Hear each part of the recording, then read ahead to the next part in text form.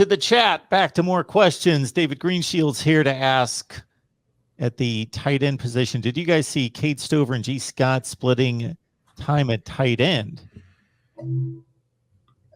Yeah, I'll go. Royer in there too. I mean, I don't know if we necessarily have anybody that has separated themselves. I mean, obviously a lot of conversation during the pressers about Cade Stover on his fourth position change or whatever it may be. It's not something of where, Ryan Day went to him or Kevin Wilson went to him. It was something that Cade Stover came out and said that, this is what I want to do. And you have to have the buy-in there. If you don't have the buy-in there, and if you're just doing it just to go through the motions, you're not going to be successful. But everything we've seen out of Cade Stover, highly motivated young man. I think he'll do well there. But, as for the other position, I mean, G. Scott's still about 233. They'd like to get about 5 more pounds on him. I think they might like to get 10 more pounds on him, to be quite honest.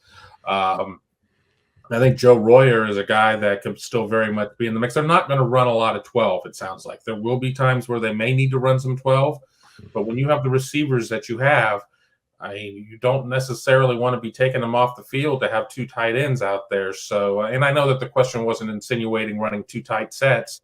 It's just, will they be splitting time? But, if you're not putting 2 tights out there, tight end reps are going to become even that much more valuable because of what the offense may end up looking like.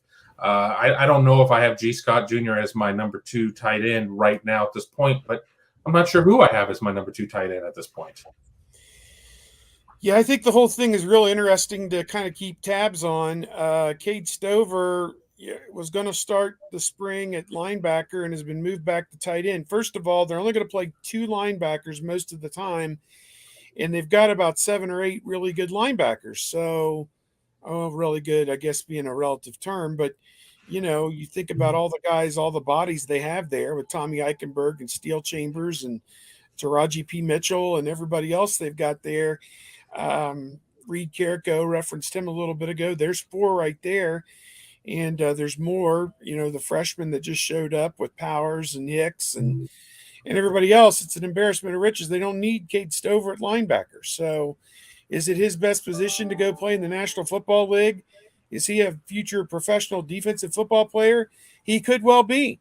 He may even still play some reps on defense at Ohio State. Who knows?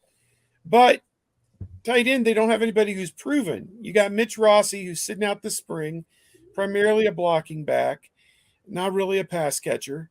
G. Scott, who just has kind of struggled to get on the field in 2 years. It's his time. He's up to 233 pounds, is what Coach Wilson said yesterday. Joe Royer, who's up to 239 pounds now. He's also in that mix. So those are your 4 tight ends: Rossi, Scott, Royer, and Stover. And you have Sam Hart too. Don't forget Sam Hart as well. So I just look at it and I just think, they're going to play the guys who help them in given situations. If it's a run situation, if it's a pass situation, red zone, short yardage, goal line, maybe 2-3 tight ends. You just don't know. So I don't worry about it. Tight end is they're going to throw for about 5,000 yards. And about 400 or 500 of it's going to go to the tight end, if that much, maybe 300. I mean, they just don't throw the tight end. So it's just a blocking position in this offense. Fields didn't throw to the tight end much. Stroud never threw the tight end. And he had Jeremy Ruckert. I mean, none of these guys are Jeremy Ruckert. I can guarantee you that. So, you tell me, guys, maybe next year one of them will be at that level, but going into 2022, I don't see anybody that's on that level. I mean, so I'm not going to lose a lot of sleep over who's playing tight end. And to answer other follow-up questions that may be coming, yes, they do need to have a tight end on the field. It helps in the run game.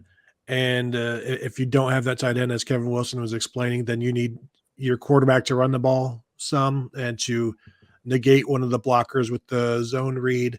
And obviously they don't, even though CJ Stroud can do that, they don't want him doing that.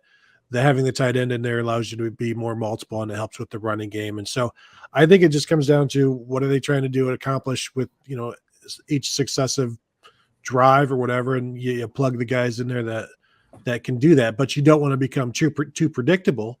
So that's why you're trying to make these guys as well-rounded as possible. And I know we look at G. Scott as this guy who probably more of a flex. I think now he's moving to the point where he can play on the line. And Kevin Wilson said he's maybe the best technical fundamental blockers in the group. He's just not as big and strong as some of the other guys, but he's working to get there. I think the 12 personnel, I think for the most part, I would expect Mitch Rossi to be the 12 of that, like, because he can do some different things, being that H-back, fullback type. I don't know how often we'll see Cade Stover and G. Scott together, or Joe Royer and G. Scott together, things like that. And I don't know, maybe together they complete one full tight end and allow you to do some stuff if they're playing next to each other. But I think that Rossi was probably more the 12 guy at this point. But this is 6 practices in. They're hoping they can get to the point where they can play any of these 4 guys, and we'll see what Bennett Christian does, the true freshman tight end, who is the biggest of them all in terms of height anyway, and see where they go from there. But as Steve said, it's a blocking position. They need it, and if he can also catch, then that's a plus. But it's not going to make them or break them if they have a guy who is only Luke Farrell. I'd rather be throwing to Julian Fleming than a tight end. I mean, if I'm out there looking for bigger bodies or whatever, there are other options of people that it is their job to catch passes, and that's really, I mean, yeah, they have to block. Everybody's got to block, but I'm not going to get too caught up on tight end production numbers in terms of receptions and yards. I'm more concerned about, if you need to use them as a third down outlet type of situation, fine, great, or whatever, but they're not going to be the focal point of the offense by any stretch of the imagination. If that's what you want, there's this team, it's called Iowa.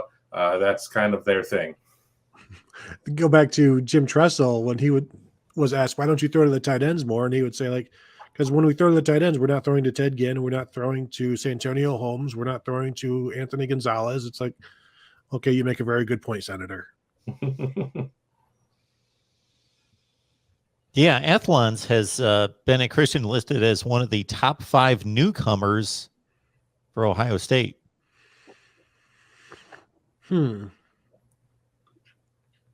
I think there's just so much because of the void at the tight end position, not because he's ultra talented. There's a void, but there's also levels that he has to overcome. I mean, there's 5 other guys in front of him. So now I've said similar things about Bennett Christian, and that he could become maybe the guy to be that number 2 tight end by September. But I don't know. I'd have to look and see and kind of rank where they are, and maybe that is a good material starter there down the road. But yeah, that's an interesting thought for sure.